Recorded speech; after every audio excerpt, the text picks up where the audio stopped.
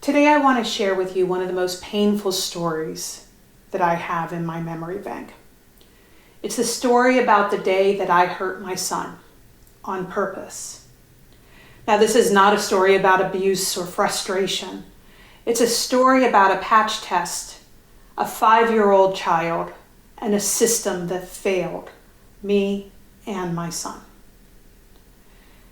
If you've ever had to hurt someone you love, even if it's for the right reasons, I'm sure that you can feel my pain. If you've ever had a procedure done that was so horrifically painful you remember it 16 years later, then you can empathize with my son.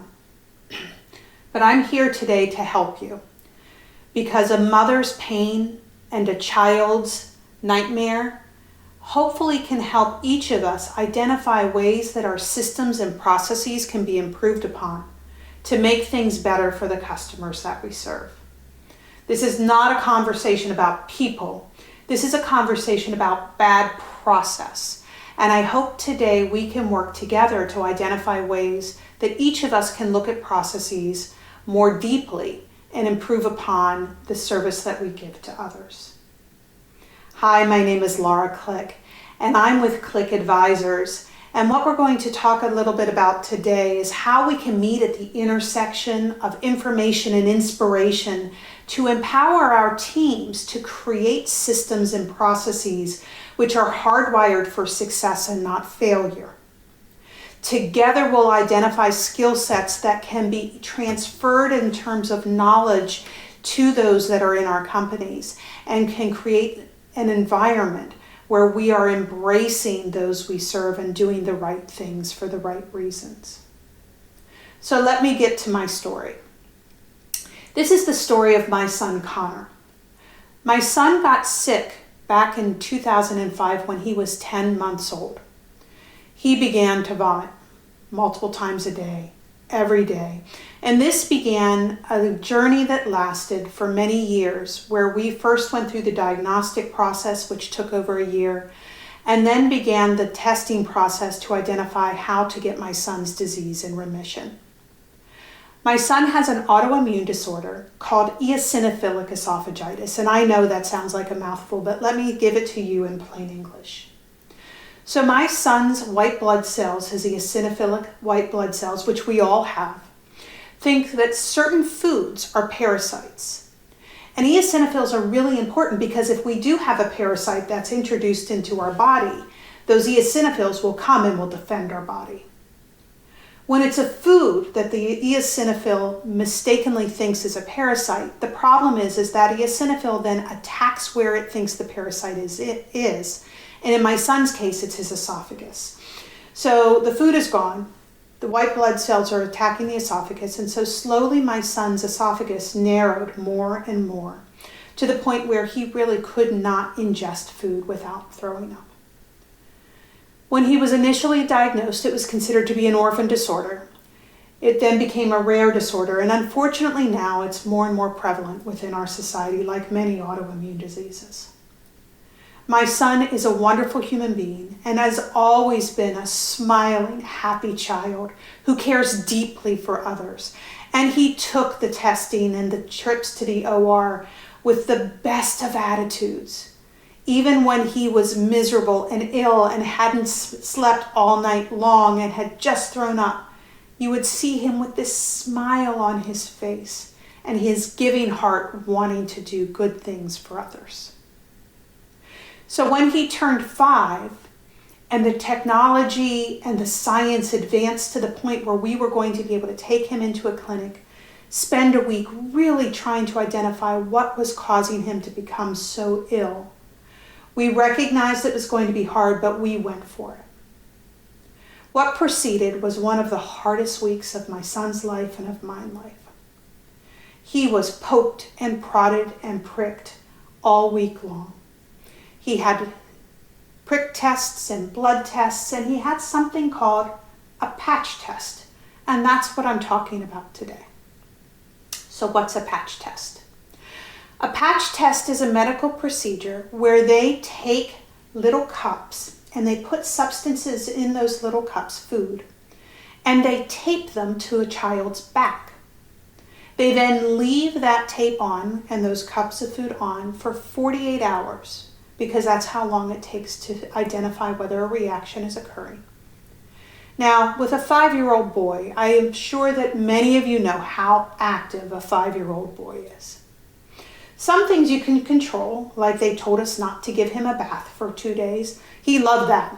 5-year-olds' baths, they fight you getting in and then they never want to get out. He was just like any other 5-year-old.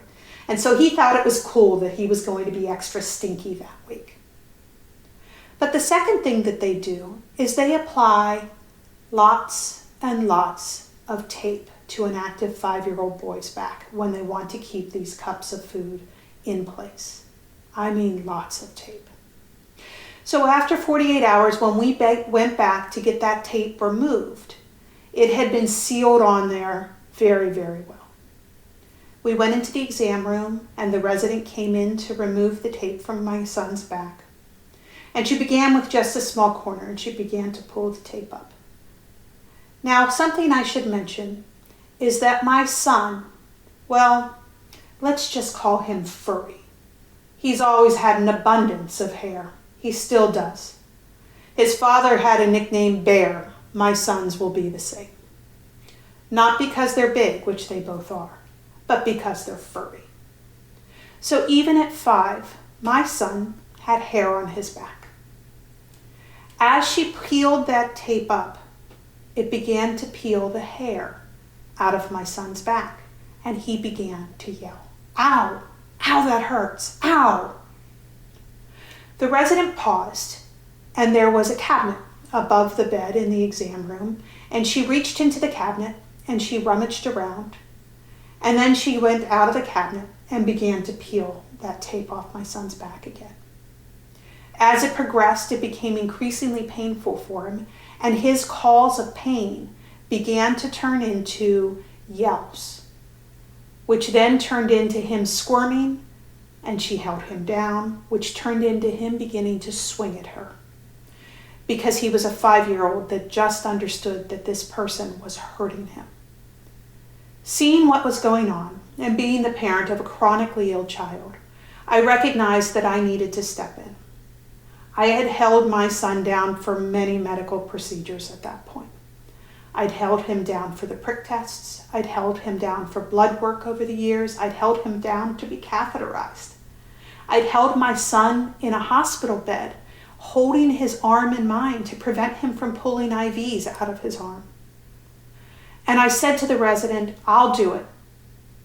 He'll hold still for me."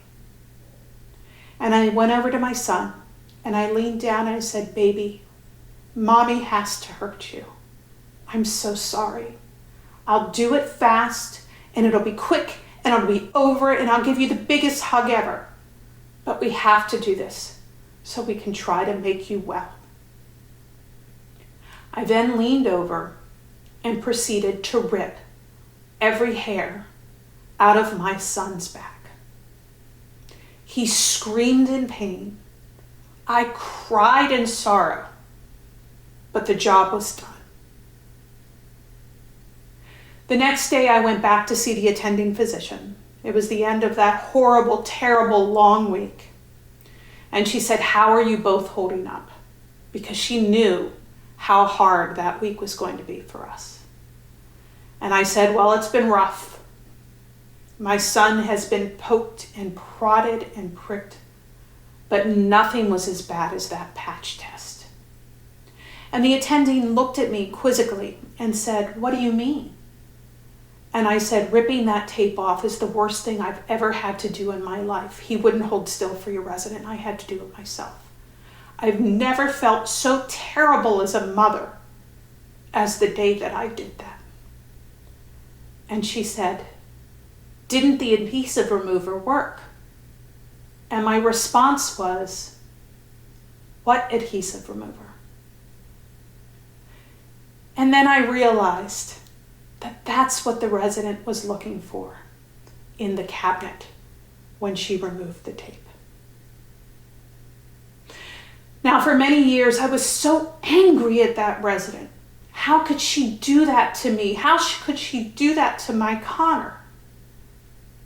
But as I learned and as I recognized the power of systems and processes and planning and ensuring that you look at the critical aspects of the care and service you give to recognize potential variations and to put plans in place to ensure that the trust bond is not shaken, I stopped being angry at that resident. Okay, maybe not entirely, because I would have liked her to have the thought process in place to stop that procedure and go and find that adhesive remover. And I would have liked to have had an organization that said, you know what, your productivity is never going to be as important as creating a core memory for a child, which is one of terror. But ultimately, that also was not that resident's fault. You see, we as leaders within the service industry have an obligation to journey map every critical interaction. And as a part of that journey mapping, to identify potential failures in the system and to plug those failures and put into place fail-safes so that we can ensure that our teams have the tools and equipment they need to facilitate success. We need to ensure that in times when our systems do break down, there are pre-existing conversations with our teams that not only give them permission to stop the line, but in point of fact, give them the obligation to do the right thing for the right reasons. But this doesn't magically happen.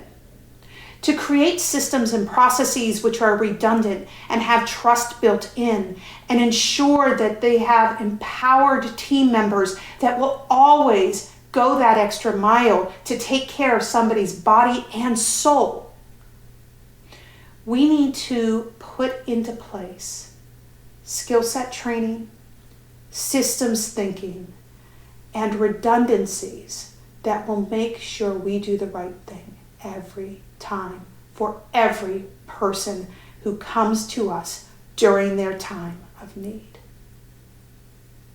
I want you to remember my Connor. Forget me, I'm an adult. I can get over it. Maybe. But my baby is still terrified of needles, and he still says, don't ever make me do a patch test again. I know that that health system learned from our experience. I know that resident remembers my son's story. And I know she does better every day. And I hope that you can take from my story and Connor's story the desire to put those systems, processes in place with empowered people who do the right thing.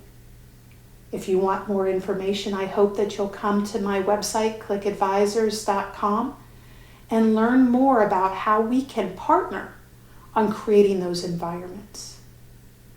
Have a wonderful day.